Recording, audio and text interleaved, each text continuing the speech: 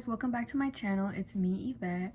For today's video, I'm gonna be doing a reading vlog because today is February 28th and the month is over today, and I have one last book I really wanted to add to my February wrap-up, and I haven't finished it yet, but I'm like over halfway done. But I really don't want to have to finish this tomorrow and then I can't add it to my February wrap-up, and that's gonna annoy me so much because technically like I'm almost read the whole thing in February. So today we're gonna do a little reading vlog, and I'm gonna record just snippets of me reading, and I'm gonna try to finish this book by today. And yeah, I want you guys to come along and read with me. Okay, so the book for this vlog is I Am Not Your Perfect Mexican Daughter by Erika L. Sanchez. And this book is essentially about a little depressed Mexican girl running around Chicago.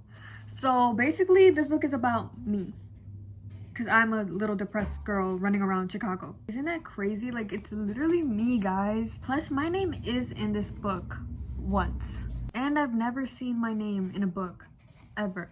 My cousin Yvette played nothing but reggaeton at her party and then did a choreographed dance in an outrageous sequenced outfit. I almost died of embarrassment for her.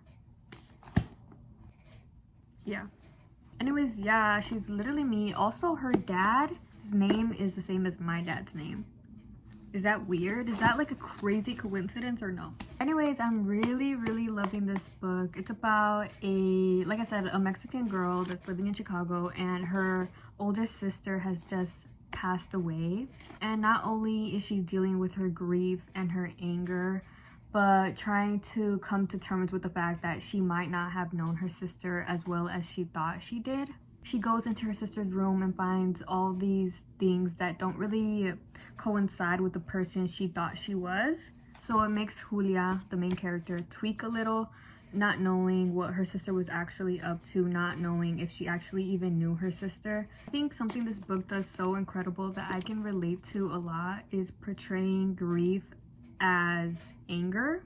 I think when people go through grief, it's often thought of as a thing like, oh, they're probably sad, they're heartbroken, they're this, they're that. But I feel like people forget or don't realize that a lot of time grief manifests itself into anger, and people who are grieving use anger as an outlet to deal with their emotions. I really love Julia, and I really get the issues she deals with, because not only is she losing a sister, but having to grow up in an environment where you've always been compared to your sister, and then not having your sister anymore, and then having to kind of step into that role, or people still comparing you and having that expectation on you that, you know, you should be more like your sister. I feel like that's such a common, I don't know, sibling experience, or maybe even like a Mexican experience, Latino experience, the comparison between siblings that a lot of the time parents do, whether intentionally or not, and how much of effect that can have on a person's mental health. So yeah, it's a book about grief. It's a book about having to try to meet those expectations that come with being a child of immigrants, and having these set of expectations that, you know, you should strive to do better than your parents, you should strive to make it out, but also having that weight of responsibility on you, because you know people will always expect something from you, your parents will always expect something from you. But yeah, I'm really liking it. It's also brought up themes of, well, obviously mental health. We've discussed like mental health a lot. We've discussed topics of SA, we've discussed topics of self-harm, topics of what it really means to be or come from a Mexican family, and the way that's kind of a different upbringing than a lot of other people have, than, you know, white people would have. Growing up in a Mexican household, it's just a different vibe. You just grow up differently than coming from, you know, a white household. And I think the author just does an incredible job at perfectly encapsulating the Mexican experience and how that affects youth and how you grow up.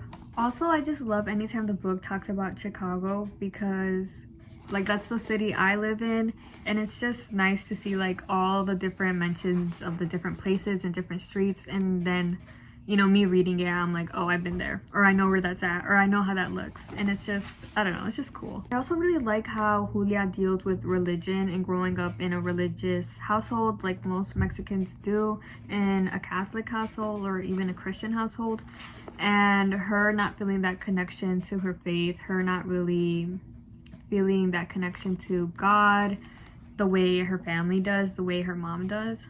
And I think that's super relatable because growing up, I grew up in a Catholic household and I never really felt that connection to my own faith and to my own religion. But I'll update you guys later on any quotes that I find or anything that I like, or just updates on the book in general. So see you in a bit. Also guys, I just got a package in the mail. Let's open it together and see what it is. Me acting like I don't know what's inside. I got this from the website Thrift Books, so it's a used book. And actually I know what I got, and I got it in acceptable condition, so I hope it's not too bad. Let's see together if this is actually acceptable worthy. Didn't I do it for you? I got the book The Way I Used to Be, recommendation by Haya. Shout out to Haya, bro. Haya, I got your book. I hope you got My Brilliant Friend in the mail, or you will be getting it soon, I hope. This is great condition. What the heck? I got an acceptable condition book at Thrift Books one time, and it was like so like tethered. What's the word? Like, you know what I'm trying to say, bro. This is better than acceptable. I would call this like good condition. My friend just sent me a Google Meet, so let me dip real quick.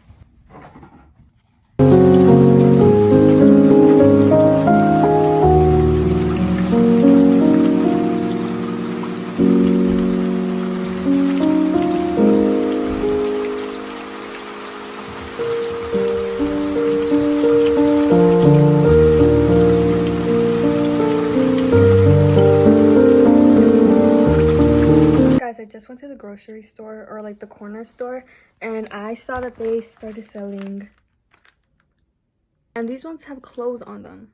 These are the ones they have. I want the brown and black cat, but let's see. I have to hurry up, my mom's calling me to eat. These are obviously fake. Like, why would they have them at the corner store? Oh my god!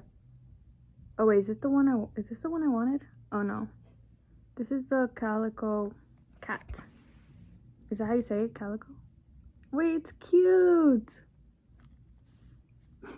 W unboxing. Okay, book updates. Honestly, I've only read like 30 pages max because, I don't know, I procrastinated, and then my friend Laura called me, and then I was on the phone with her.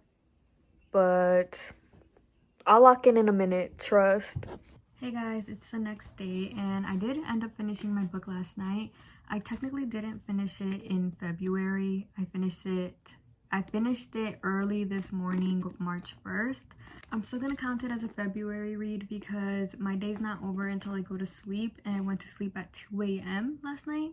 That's when I finished the book. And yeah, I was gonna try to update some of my thoughts while I was reading, but it was super early in the morning. It was 2 a.m. or super late at night, early in the morning, whatever. So that's why I didn't update you guys. But some of the thoughts I had while I was reading, one of the things that kind of stuck out to me was the fact that Julia had this kind of obsessive need to know more about her sister's life and to know any secrets her sister might have had.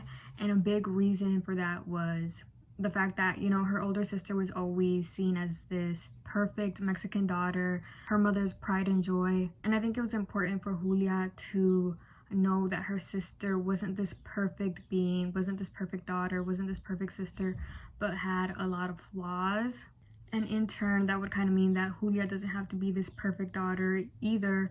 And I think that would take a lot of the weight off of her shoulders to know that, you know, my sister wasn't perfect either, so I don't really need to be perfect. I think she just really didn't want to feel like she was like this big screw up or this imperfect person or daughter, and she wanted that validation from her dead sister to know that my sister wasn't perfect either, so why should I carry that responsibility of being perfect? One of the plots in the book that I actually really liked was when Julia went to Mexico to stay with her family for a bit. After she had struggled very heavily with her mental health, her mother told her, "We're gonna send you to Mexico to stay there for a little bit." And at first, Julia was very opposed to this idea. She didn't want to go.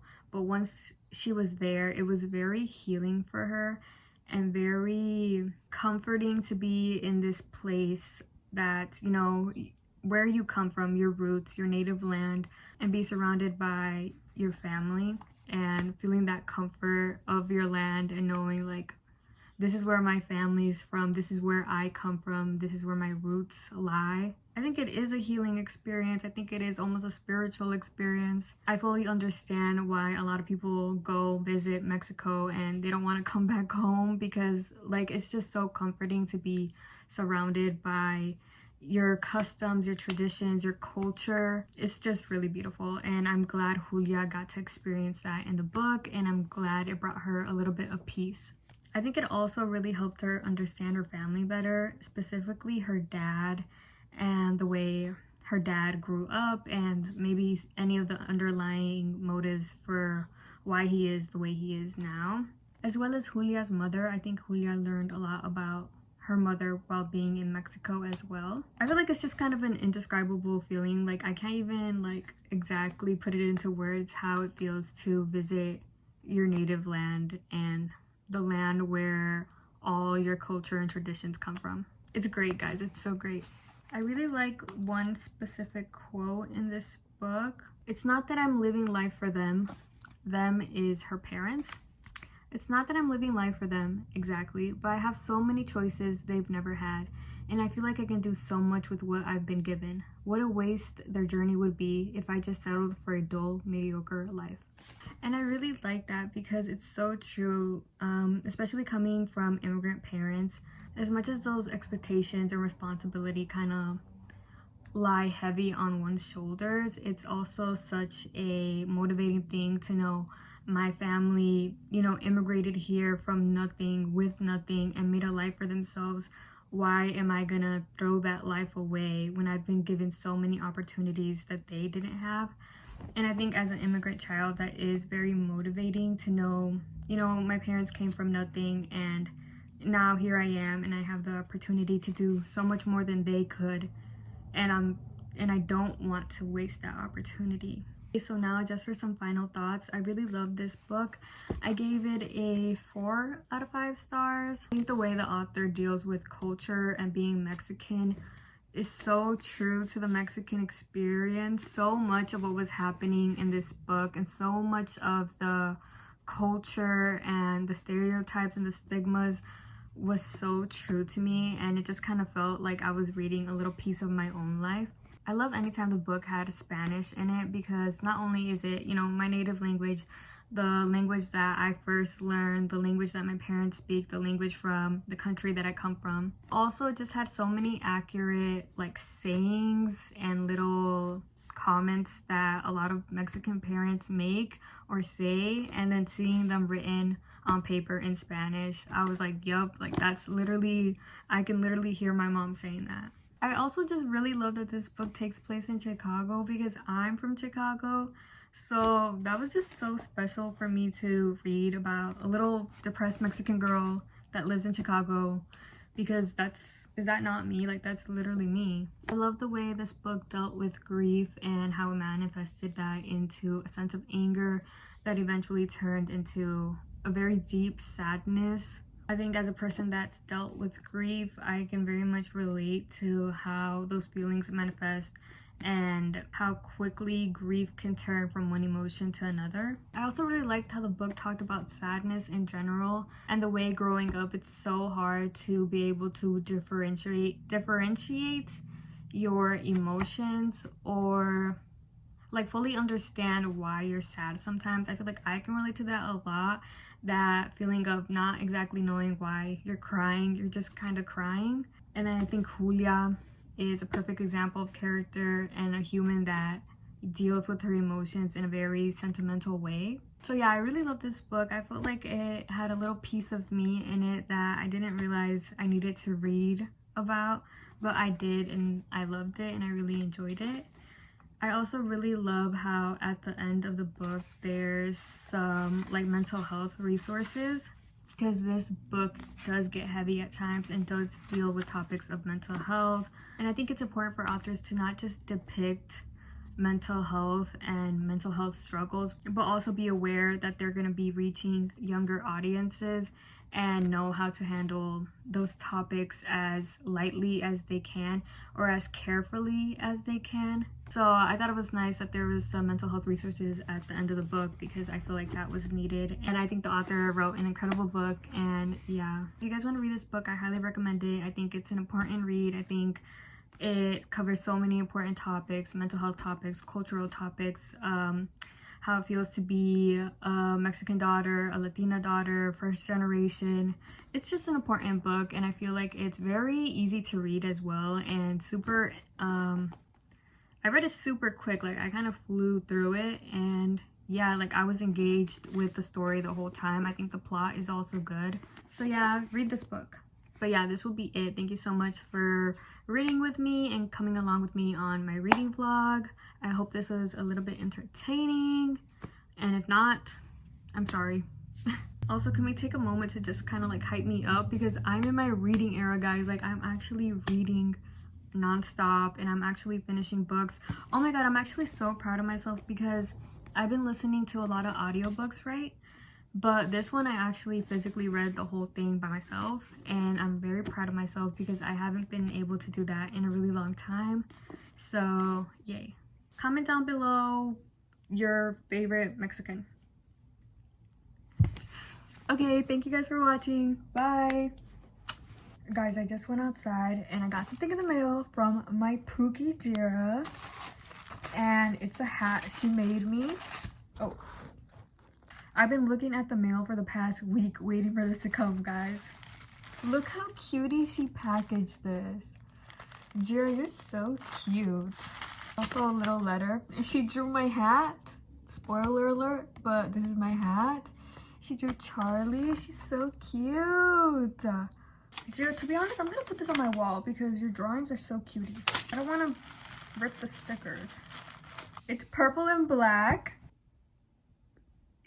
Jira, it's so cute, and I love the colors. I picked these colors out myself, actually. And W colors, W hat, W person that crocheted the hat. Thank you so much, Jira. It's super cute. I love it so much. I'm gonna wear it for the rest of the day, for the rest of the night. I'm gonna sleep with it. I'm gonna be buried with it. Like, don't play around with my commitment to this hat, bro. Thanks, Jira. Okay, bye for real now.